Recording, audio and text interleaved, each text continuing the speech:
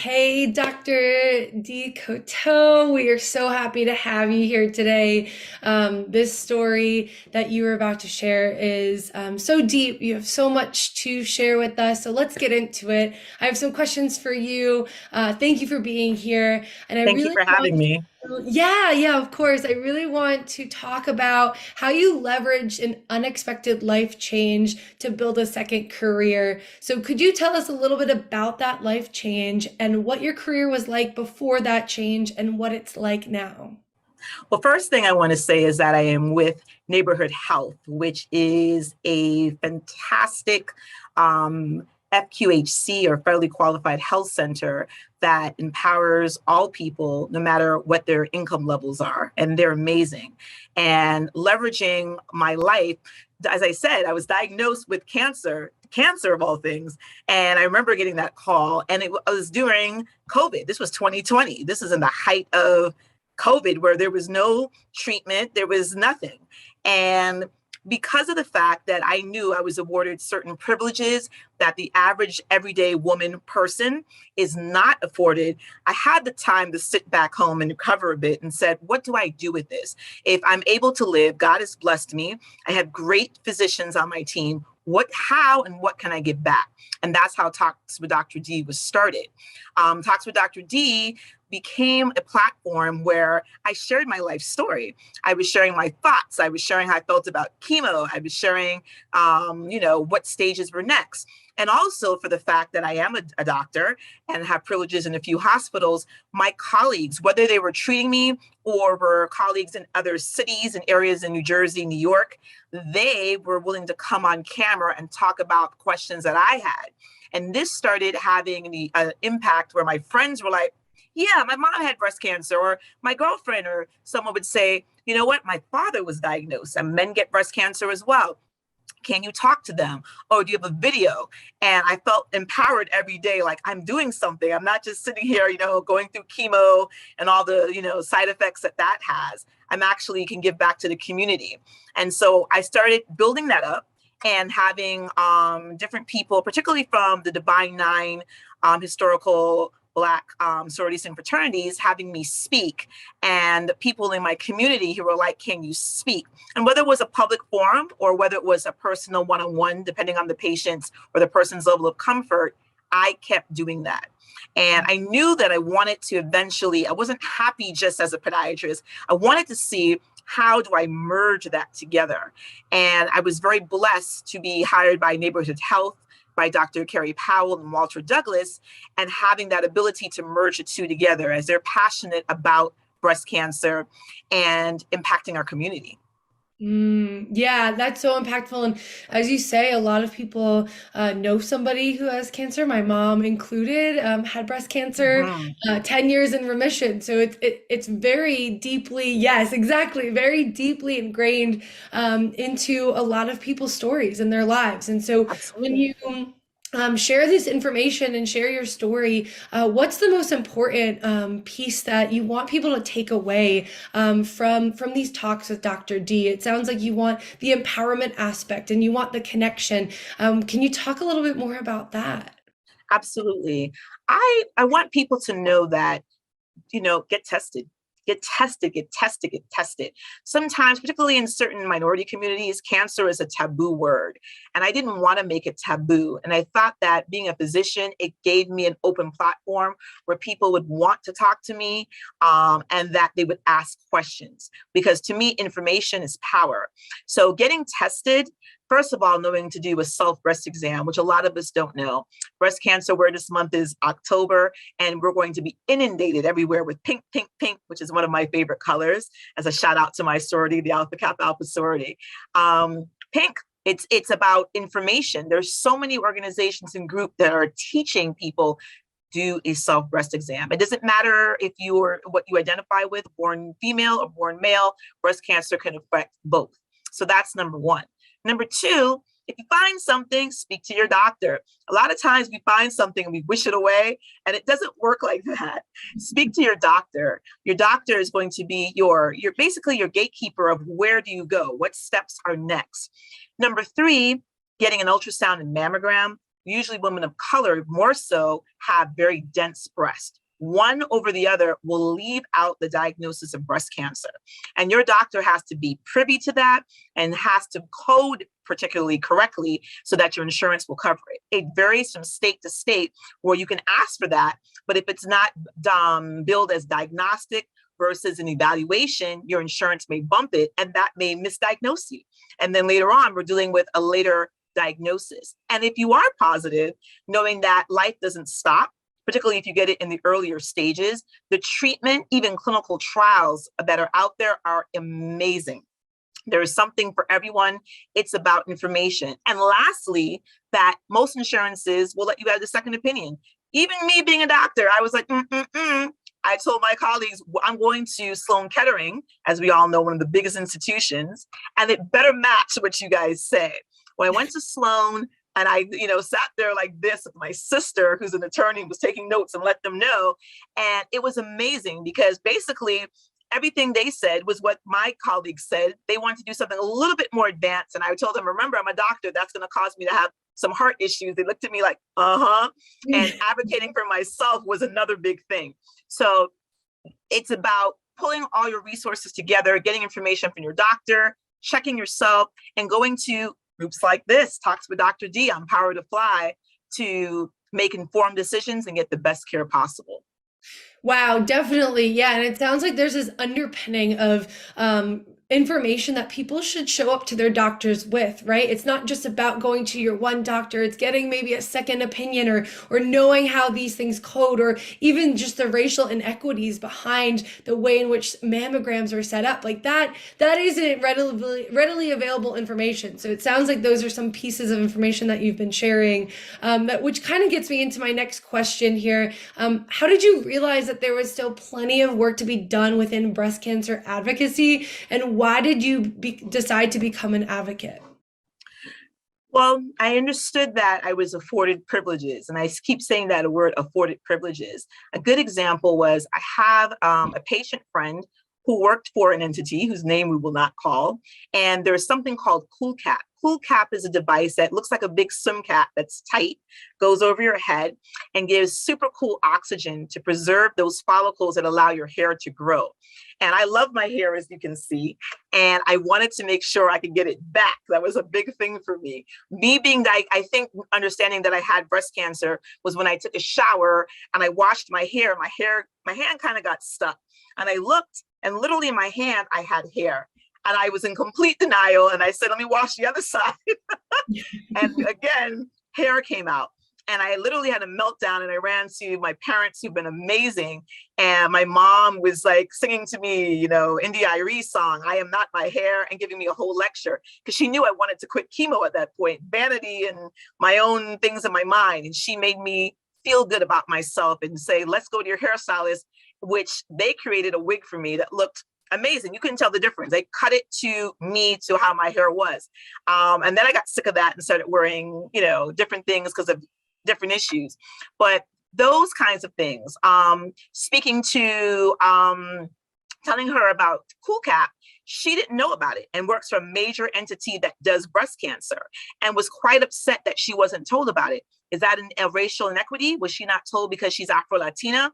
It's usually not covered by any insurance. It's out of pocket. It can be anywhere from $300 to $400 a session. It's not cheap. I was blessed to have it as a gift that one of my family members gave to me. But it doesn't mean that we should not be informed about it. Who's to say what her financial status is or what she could get? But they never even told her about it. And she works for a major entity. So that to me was one of the gut punchers where I was like, I need to make sure that women, men, all humans, no matter what color, what ethnicity you identify with, that you're given information the same across to make an informed decision. Again, information is power. Yeah, I love that. So you're realizing not just inequities with service, but the inequities of what information is even given in the beginning. Yeah. So that's so powerful. So that's why you decided to become an advocate, is to share this information, to really talk about these inequities that show up. And yeah, I hear a little bit about the beauty aspect of this, right? And there's this like self-empowerment and confidence and your experience with your hair. I would love to hear a little bit more of that, how that ties into your talks and your advocacy as well. I think beauty is something that is a part of breast cancer. You feel, going through chemo, I don't think I looked as great, but I had makeup on. I went through cycles, and I guess this is the vanity part that comes in. So, I would start with week 1, I would break out and look horrible. Week 2, my skin would clear up. And week 3, I could be a fashion model. My skin was amazing. And so I tried to, put on makeup and feel as good as I could. I got sick of wigs. The wigs, for some reason, with the medication, made me feel very hot. And I started using these gorgeous Scully caps that I found on Amazon. They were gorgeous, and I would wear them in different styles. So people were complimenting me during the worst time of my life. And I was like, okay. I lost the fullness and length of my lashes, which was a big deal for me. And I've always had skinny little eyebrows, and that thinned out. So I did makeup, I did the magnetic lashes, and I tried all throughout chemo and radiation, especially when my hair started coming back, dealing with the new normal. What does that look like? What does that, appear to be? And I started enjoying the process of my hair coming back. It was curly. It still is curly. It's blown out today, and loving this new me. Post-cancer, when I would take pictures, all I would see is cancer, cancer. And part of it was mental, I'm sure, because other people did not see that. And so I started getting into, I have a good friend, as a sorority sister of mine, who has a C by Shauna and Tamika Nicole Hunt, who have permanent makeup. And I kept saying, that's amazing. Permanent makeup, is it a tattoo? And she was talking to me about ombre micro shading. As you can see, this doesn't come off. And I was like, I want that. Because they were calling it my big comeback, bringing sexy back. And having them be cognizant of cancer patients who also reached out to them was amazing, because feeling beautiful on the outside helps when you're trying to feel beautiful and strong on the inside. And so I also talk to patients, whether they're in treatment or out of treatment, about what services are out there to make them feel good. Even, talking about coloring of their hair. A lot of us don't want to be gray, and using henna. There's a great company that deals with a lot of cancer patients, where henna is safe as you're going through chemo and radiation. What about lotions in terms of radiation, which is targeted to the breast? You can get burns and peels. I had a company who's a friend who created a lotion for me because I have a nut allergy, and it was amazing. And she used to ship it to me monthly, and I was so excited. And I would go in feeling amazing after radiation. And I didn't suffer with any of the side effects that a lot of people suffer with. So beauty on the outside makes you feel beautiful on the inside. I love this. Yeah, so you're pulling all these resources, all these incredible people who can support this process, and you're offering that information and those services to other people, which is also in itself to navigate this system in the cancer world. And beauty products aside, the medical world, right? You're helping folks to not have to do it all alone. And I think that's really impactful and powerful. And so kind of talking about your big life change and for those experiencing big life changes in this way or maybe other ways, and feeling like they want to start something new, what is your advice? So you've done this in a big way. How do you share your story in the process that you've used to make this big life change into something impactful? So I believe you can be an entrepreneur, but you can also be an intrapreneur. And an intrapreneur creates a business within a business. I was blessed to be hired by Neighborhood Health, which is in Plainfield and Elizabeth, New Jersey. And they understood my vision. It was extremely touching because they knew what my story was. And so obviously I'm a podiatrist, and I want to provide the best services possible to people who need things for their lower extremities, whether it be flat foot, bunions, you need surgery. I do all of that. And being at Neighborhood Health, we serve excellence to the underserved or underinsured community. Being underinsured, or being a minority, or being in an underserved area does not mean that you should not have great care. It means you should have equal care. and access to care. So they understood that vision first. And then the passion of me speaking about medicine, which I like to do, also with a group called Femmes Noir Medical, which is African American female providers in this area that, we give back. I'm good about it. I'm given something, I give back. And so being able to put the two together, and we have an event coming up on October 2nd for breast cancer in the Asbury Park area that's joining up with the historically Black sororities and fraternities and neighborhood health to impact this area so that they understand breast cancer. They have someone to go to, what services are out there that maybe the average everyday person is just not privy to. And even if you don't have insurance, you can be treated, as we will have ultrasound and mammogram here at cost to offer to patients. Mm-hmm. So when you can log, or I should say link those things together, then you're ready to take over the world and be impactful. Anything's possible. And I think it's just a perspective of you have of what is God's calling for you and how do you make it happen? And I was blessed to be able to do both. Yeah, so your life can be going on one path, but there's this reckoning of, okay, the introspection of what are my values? Where am I meant to be? Where am I meant to go? How am I meant to serve? And following those questions and those answers. That's so beautiful. I love this. You should write a book, Dr. I've been told that. That's the next project. Next project. Oh, I love it. And so with this career change that you've had, this second career, so to speak, what are some of the outcomes to this that you've created that you didn't expect to come? I think there's always a word, I won't use the word overwhelmed because that sounds like you're taking on too much. I'm going to say I've been abundantly blessed.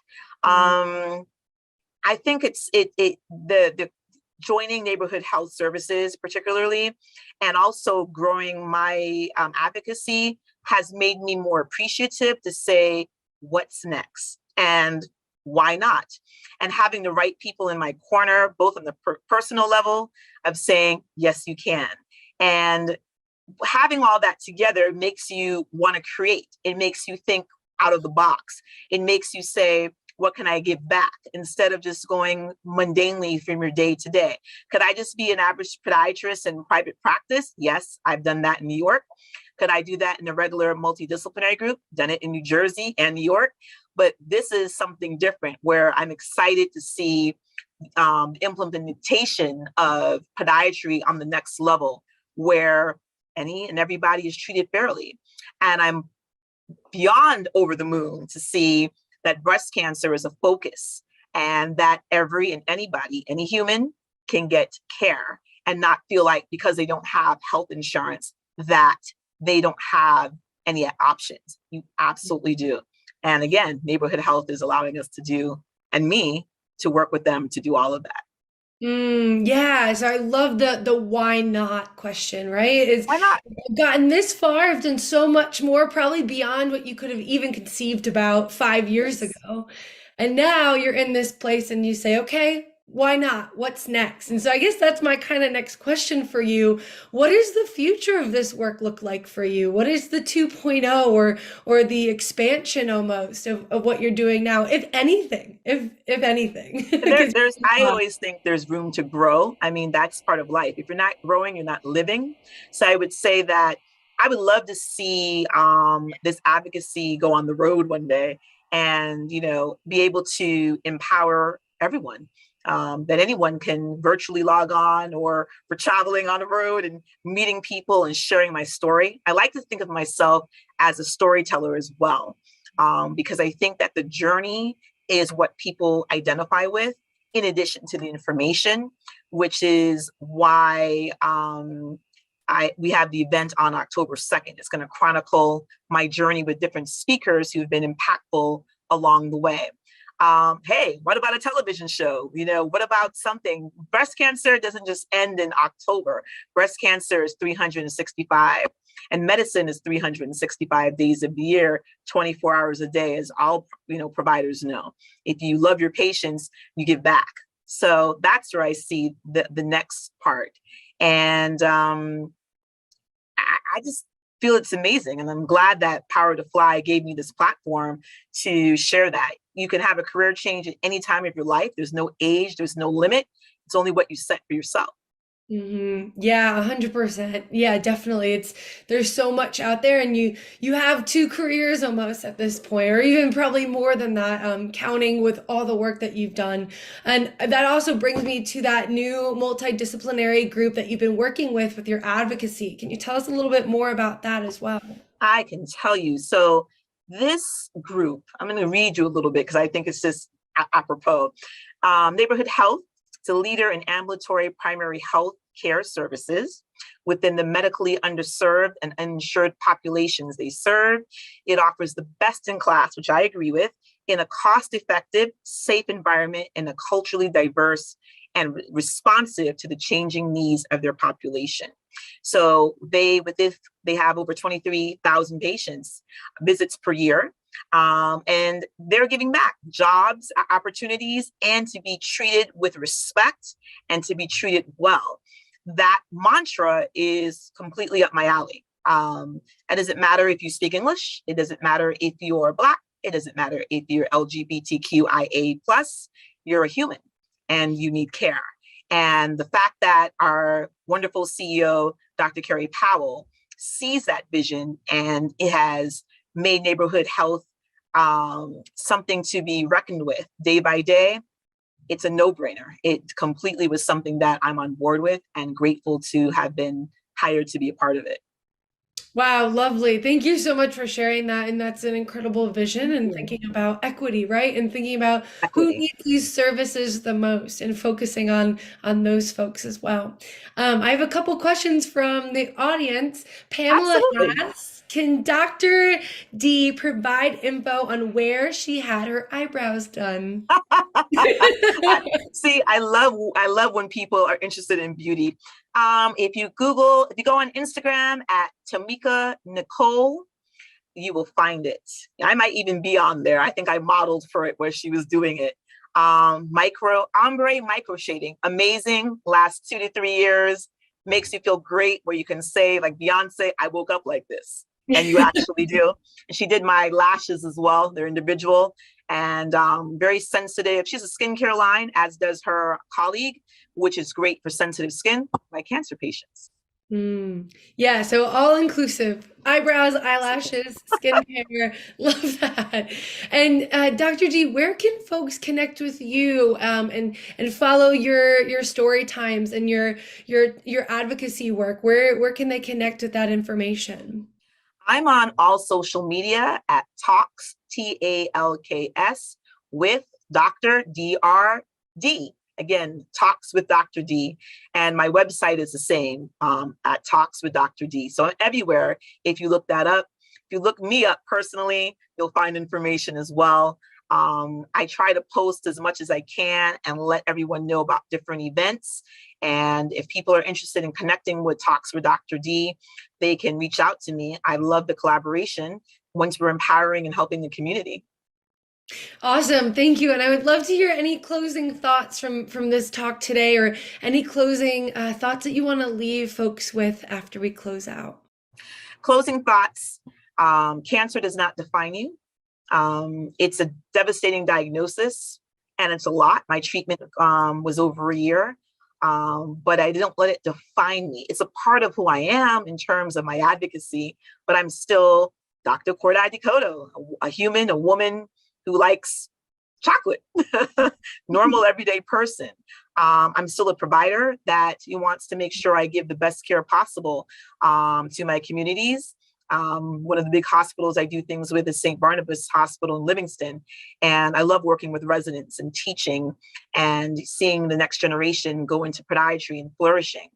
Don't limit yourself. I think we put limits on ourselves and we say, I don't think I can. Of course, it's not going to happen. Again, I say, why not? The sky's the limit, anything with God. And realize that collaboration is a wonderful thing. You may start out with a great idea and someone may ask you, can we connect? Connection makes the world move. Usually you can't go to the next part without it. So I say collaboration is key. And Oh, I Power to love Fly is a great platform for it. Yes, yeah, we're connecting today, connecting over something Yes. you're so passionate about. Um, And I know the folks that are showing up and listening probably have a new spark within them. I know I do. You have that Thank you. ambiance to you, so to speak, and really think that this was very impactful. We are all going to be looking out for the work that you do, looking out for you on the road, Dr. D, one day on the road, bringing this and your Thank story you. to a wider audience. With that, I appreciate you. Thank you so much for showing up today, and hopefully we get to connect soon. Thank you so much for having me. Thank you, everyone.